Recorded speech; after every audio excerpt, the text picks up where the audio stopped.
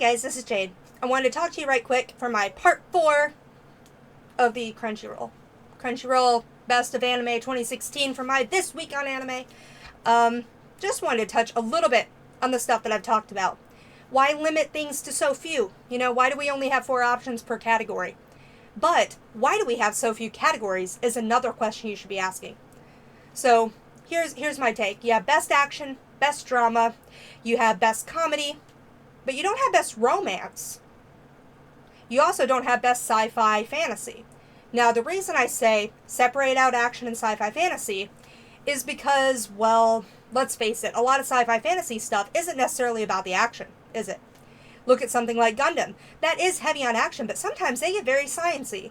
Look at something like Ray Zero. That was a fantasy series, but it ends up getting lumped into something like action, even though there's actually not a whole lot of action in every single episode. I mean, it's basically more of a little bit of a psychological thriller. And then there are a couple episodes where they just stand around and talk all the damn time, and there's no fucking action at all. So how can that be classified as an action series?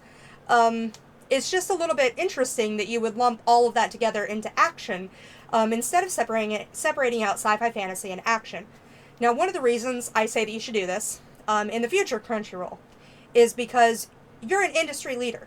You're representing a huge, talking a massive amount of the anime market here in the United States, and you're capable of reaching a lot of people. You're capable of exposing them to even more anime than they even knew about through these types of surveys. And one of the ways that you can really get their attention is by basically saying, hey, there are different categories. There's anime, of course there's anime, but there's action, and then there's sci-fi, and then there's fantasy, right? Maybe separate them out a little bit. This would not only give you the chance to let each of these independent series shine, it would give you the chance to market more anime to more people and let them know, hey, maybe you're not watching a whole lot from the sci-fi category. Look at all there is to offer. But limiting it to 4 anime per genre, and then limiting your genres down to action, drama, and comedy, is creating a really narrow fan base for each one, and it's lumping a whole ton of stuff together that really shouldn't be lumped together. Let's look at comedy. You can have a comedy series, but then you can also have a harem series, right? Or you could have, like a moe series. There are so many subdivisions of this category, and some anime will fit in really well with just being lumped together in comedy, but maybe others don't really fit into that niche. Maybe they aren't going to shine as much when compared to every other series that's just basically laugh out loud levels because they were a bit more subtle, or their execution was a little bit different, or maybe the content was different enough that you wanted to classify it as a drama instead of a comedy. That's understandable. But when you have stuff that's like harem, and you're not even representing it on your list, that starts to pose a question of, did you actually need a category for harem to separate it out from comedy or drama? Why not? Harem is a huge category. Most people would say it's one of the most prevalent categories in anime. But it's not really represented on your list. You basically either have to put it in drama, action, or comedy, and some harem don't really fit in there. Like, where would Tenchi fit if Tenchi had come out this year, or Love Hina? Would you put that into a comedy, or would you put it into a drama? It's got a little bit of both, but I mean, you can't say that it's going to hold up to everything else that would be in comedy, like the one with the girls with the butts. Can't remember the name of it. I didn't watch it. But anyways, limiting your categories to so narrow a genre makes it really difficult to compare apples to oranges. Because really, when you're looking at an action series that's something fantasy, compared to something that's really action-y like Mob Psycho, it's going to be really hard to compare those two things to each other, because they're not the same. Fantasy series primarily focus on, world building, a lot of character development. They focus on lore. They focus on maybe exploration and adventure. They spend a lot more time focusing on those things rather than hand-to-hand combat and flashy magic. But then when you have something like an action series like JoJo's Bizarre Adventure or Mob Psycho 100 or One Punch Man, these shows are all about being in your face. They give you really great action, and yeah, they probably have some character development and plot and all this other stuff, but action is what you're there for.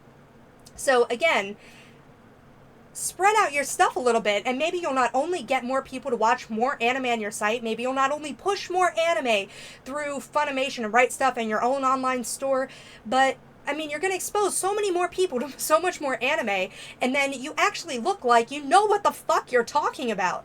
Because, I'm sorry, Gundam shouldn't be in the same category as JoJo's Bizarre Adventure.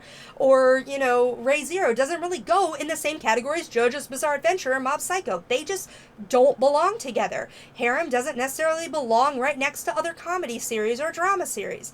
So, I mean, you really have to take your pick of where these series belong, and if you actually want to represent more anime in your list and have a little bit more diversity. So, again, for me, if you want to make a personal list and say these things are the best of 2016, and you want to leave off a whole ton of stuff, because again, if you don't like it, don't watch it, I mean, that's fine. That's just fine. It's your personal thing. But if you're an industry representative, think about the weight that your poll is actually going to carry. And not only the weight it's going to carry, but the opportunities that you're going to be able to give these lesser watched series or maybe some more niche series, the opportunity to get a little bit more of exposure, because people are going to be going to this to vote for their favorite things like Yuri on Ice and JoJo's Bizarre Adventure and Mob Psycho 100 and Re:Zero and Drifters and this and that and this. And maybe in doing so, they find other anime that they find interesting. I mean, this is a great fucking marketing opportunity, and you're just dropping the damn ball. So I hope that going into 2017's anime seasons, you'll at least give this a little bit of consideration, because, again, I love you guys. I think you're awesome. I think you've done a hell of a lot of good for the anime industry, and it's really disheartening to see you guys dropping the ball like this, because that's basically what it is. So, it kind of sucks. I'm a little bit bummed out, and I am one of the people who went and typed in the other category, JoJo's Bizarre Adventure, over and over and over, because I do think that it deserved to be represented, and it's really a shame that it wasn't. Same thing with Haikyuu. Total disappointment. So, thank you guys again for watching. I actually have a bonus coming for you. It's a part 5. That's right, part 5, in hopes that JoJo's Bizarre Adventure part 5 will come out. Probably not. But anyways, thank you guys for joining. Please like, subscribe, follow, or whatever the hell you do. And I hope to see you guys on Twitch, and I'll see you guys next time. Bye!